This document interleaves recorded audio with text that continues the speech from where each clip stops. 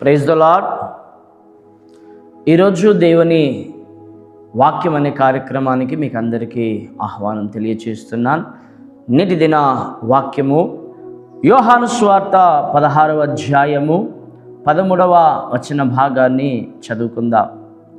నా యందు మీకు సమాధానము కలుగునట్లు ఈ మాటలు మీతో చెప్పుచున్నాను.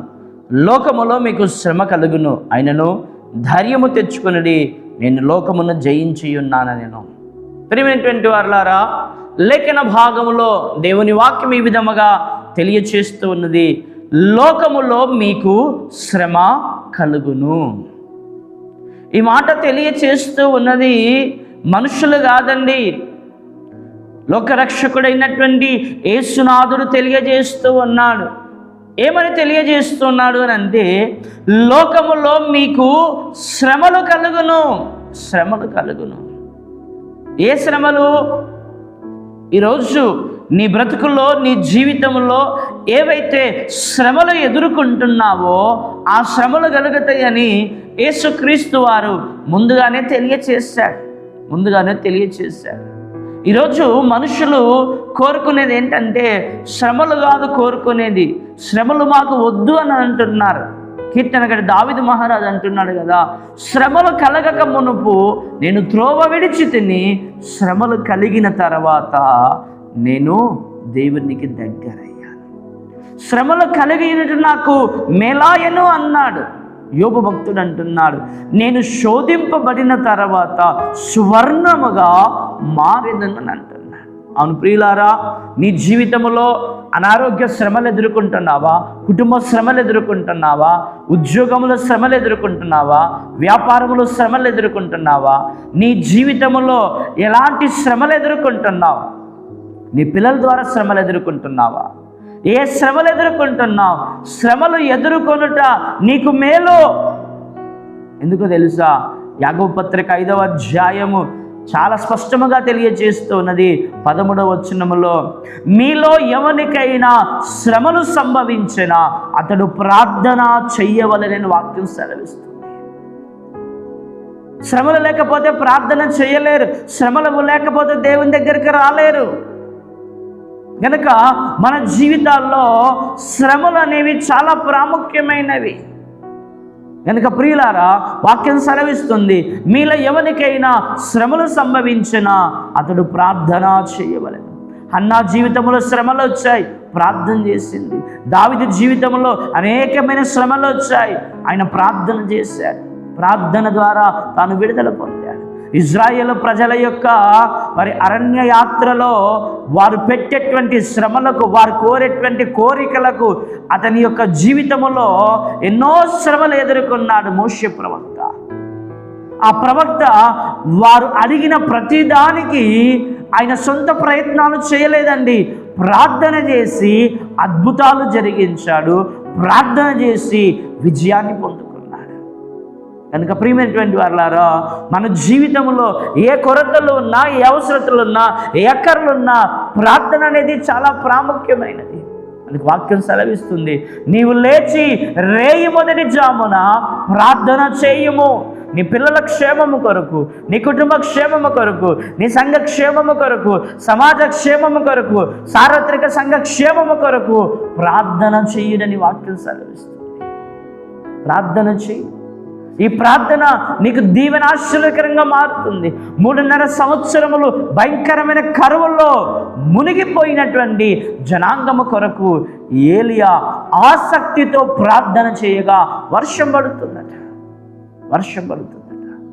చూడండి ప్రియులారా, నువ్వు ఆసక్తితో ప్రార్థన చేయి. నీ బ్రతుకులో, నీ జీవితంలో నీకు తెలిసిన వారికి ఉన్నటువంటి శ్రమల నిమిత్తమై నువ్వు ప్రార్థన చెయ్యి. నాకెందుకు ఈ శ్రమలు వచ్చాయి, నాకెందుకు ఈ బాధలు, నాకెందుకు ఈ అవమానాలు, నాకెందుకు ఈ నిందలు, నాకెందుకు ఈ కష్టాలు, నాకెందుకు ఈ గొడ్డుతనం అని నువ్వు ఆలోచించకు.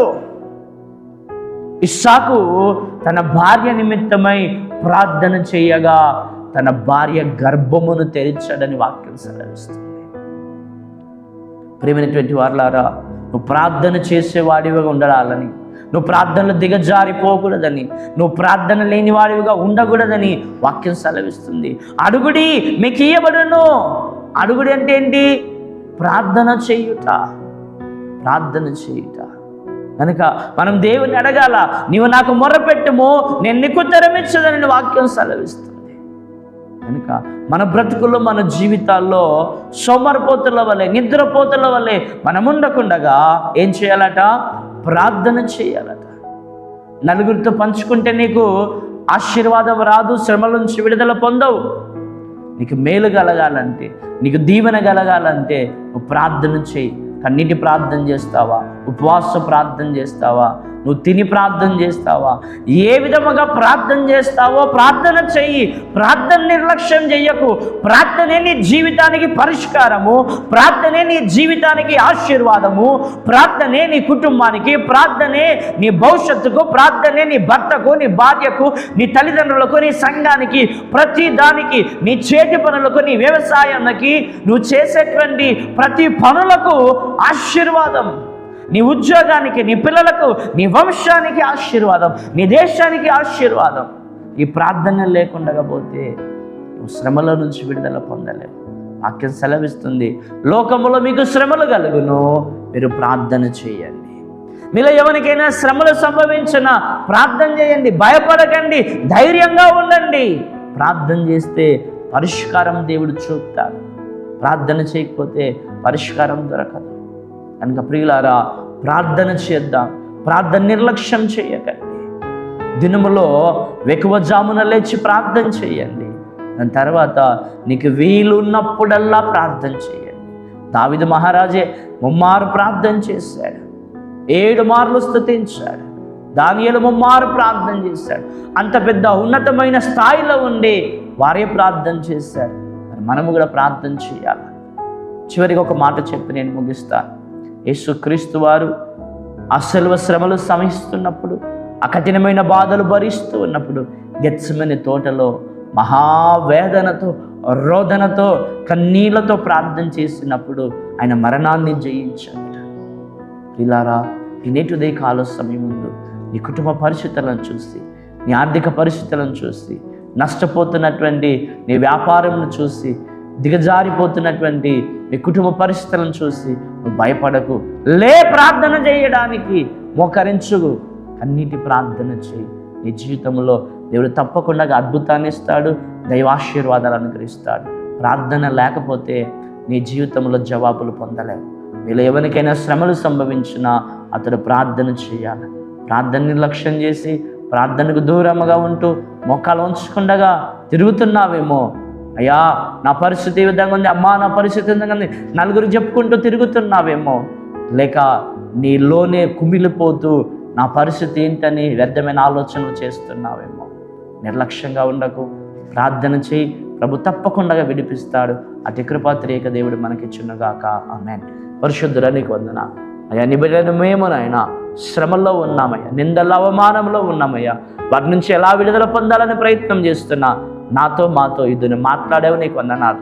నీ మాటలు మాలో ఫలింపజేయమని నిర్లక్ష్యపు జీవితాన్ని తీసివేసి ప్రార్థన జీవితాన్ని, ప్రార్థన విధానమును, ప్రార్థన క్రమమును కలిగి జీవించకు సహాయం చేయమని.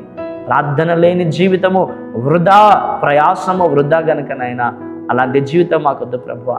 ప్రార్థన జీవితాన్ని కలిగి జీవించకు సాయం చేయమని, వంగని మోకాళ్ళన్నీ యేసు నామమున వంచమని ప్రార్థన జీవితం కలిగి జీవించకు సాయం చేయమని క్రీస్తు పెట్టి పెట్టుకుంటున్నాం తండ్రి.